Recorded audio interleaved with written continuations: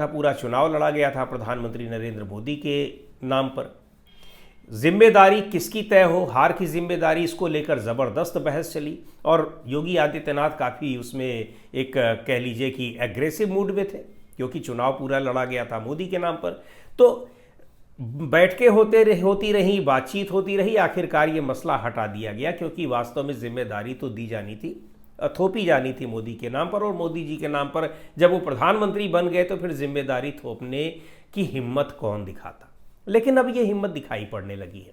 जहां तक योगी आदित्यनाथ की बात है तो योगी आदित्यनाथ शुरू से ही उनके जो तेवर रहे हैं वो उस तरीके के नहीं रहे हैं जिस तरीके के भारतीय जनता पार्टी के या एनडीए गठबंधन के दूसरे मुख्यमंत्रियों के होते हैं।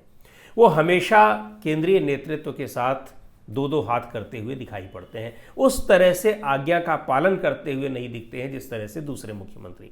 और इस बात की कसक रहती है केंद्रीय नेतृत्व को, खासतौर पर अमित शाह को। कई बार ऐसा हुआ कि प्रधानमंत्री नरेंद्र मोदी खुद योगी आदित्यनाथ को यह एहसास दिला चुके हैं कि आप हमारी वजह से मुख्यमंत्री बने हैं, खासकर उनके पहले कार्यकाल में।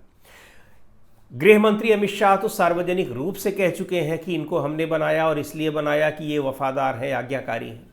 लेकिन दूसरे बार जब चुनाव जीते हैं योगी आदित्यनाथ के नेतृत्व में भारतीय जनता पार्टी की सरकार दूसरी बार बनी है, उसके बाद से स्थितियां इसके उलट हो गई हैं। अब योगी आदित्यनाथ उस तरीके से भाव नहीं देते हैं। खास तौर पर पहले कार्यकाल में भी ऐसा नहीं था कि ये बात तो शुरू से है कि वो दूसरे मुख्यमंत्रियों की तरह से नहीं थे, लेकिन दूसरे कार्यकाल के बाद उनके तेवर और भी ज़्यादा सख्त दिखाई पड़ते हैं।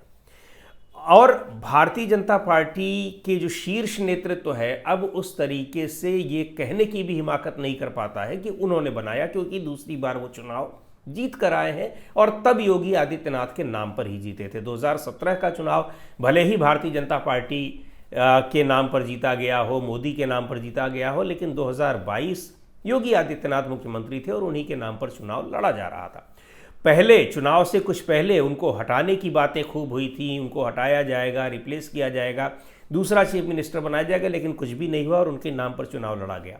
हालांकि ये भी है कि 2017 में जहां 325 सीटें भारतीय जनता पार्टी की थी वो घटकर 255 पर आ गई, बिल्कुल उसी तरीके से जैसे 2019 की सीटें घटकर भारतीय जनता पार्टी की आ गई वो 240 पर।